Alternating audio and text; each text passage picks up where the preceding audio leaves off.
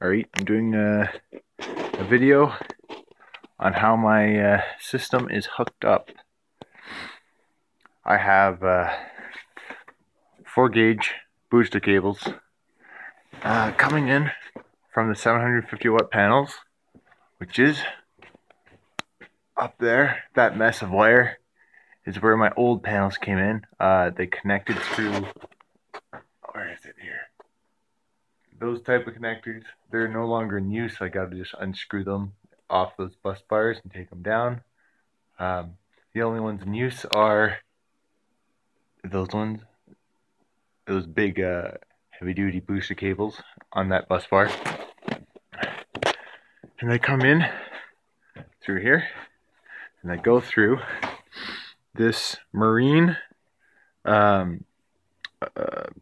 multi-switch. You can go off one battery bank or the other battery bank or both, and I have it set to both. This only has one string of panels, so it's either that is on, but I know for sure if I put both on that it's on for sure, so that's how I do it. It has these breakers, and I have them in use. I have this 50 amp main breaker. That's what I use for my solar. It has a 67 amp tripping, and my solar system never goes over that. It's never popped even once. But that's the breaker on the solar side. And that goes into this charge controller down through here. This is a positive. It's black, I know. I mix my colors up because I don't have all the wire in the world. It goes into another one of these switches because this switch turns my main solar on and off for this, and it's fused at 50 amps on this string of panels.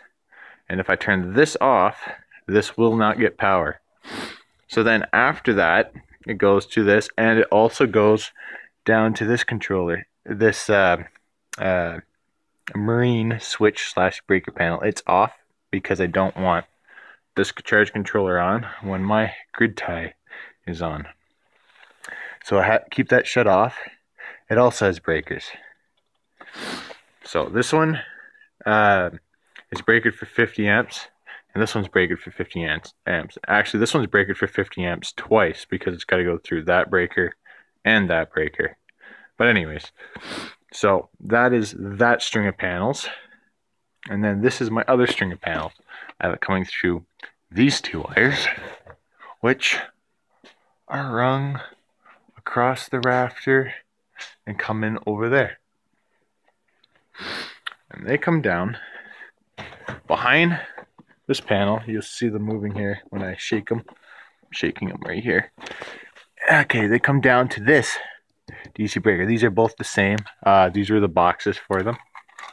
Let's see what we have here.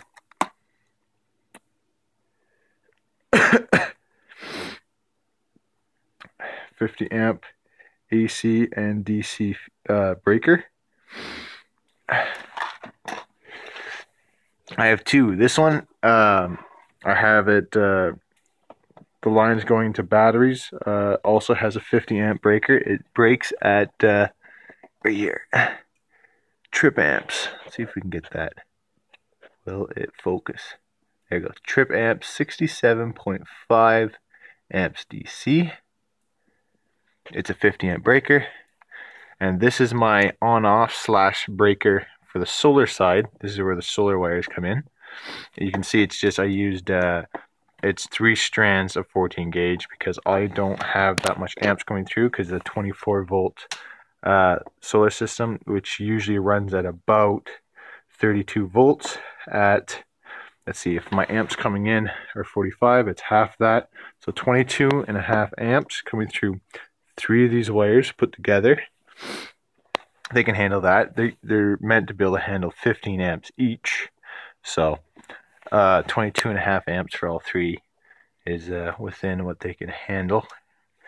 And this is my on-off switch for it, but it's also a breaker. It trips at 67.5 amps, which you'll never see. And then this is my combiner circuit. This is a heavy-duty switch. What it does is it takes the panels from this controller and the panels from this controller. And when I flip it, right now it was already flipped. So if I flip it, it combines the two to feed this grid tie. So now, instead of just getting the 700 watts into this grid tie, I'm going to get the 750 and the 700 from here, and they're all going to go into this grid tie. So the only thing I am missing that I should have is on this side of this controller, I do not have a breaker or a fuse running into the batteries. I don't believe so anyways. Let's open up. And got a mess of wires in here. Let's see, the solar comes in here. No, see, it goes directly to my bus bar here and directly to my bus bar right there. So no, it is not fused. It should be. And that's the next thing I'm going to do. I'll actually most likely be replacing these as well with a real solar input breaker panel and another panel going into the box. Just depends on the price and funds at the moment. But just wanted to show how I have it fused and how I did it on the cheap. Because if I went full out buying the actual panels and stuff right away, I wouldn't have a system even a quarter this size, just because it's quite a bit of money for all these little extras that are important. But I found ways around it. With these, I got this switch and all for 20 bucks. Got another one there. I have an extra one somewhere. I don't know where I put it, but I have a third one. Maybe I'll use the third one for this. But yes, that is how I have my system fused on the charge controller and grid tie inverter side. Now for my battery side. My inverter is here. My 3-aught cable runs in through here. I have a 350 amp fuse here. And where I have batteries connected all in one spot, I put another fuse. And then I put another fuse. I put a fuse every where I have about 3 batteries hooked up into one spot. I'll put a fuse like here. And then this is my main fuse to my inverter, 350 amps. These batteries here are not fused. They should have a fuse in between each and every one. Working on that. These are not cheap, about 10 bucks each. So you can see 10 bucks, 10 bucks, 10 bucks, 10 bucks. It adds up. It needs to be done.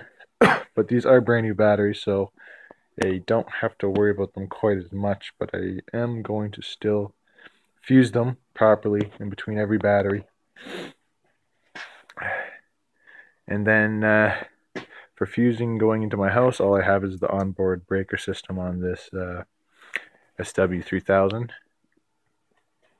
And I am working on getting a generator panel in the house, which I'm going to show you guys. And that's it for my fuse section of my system.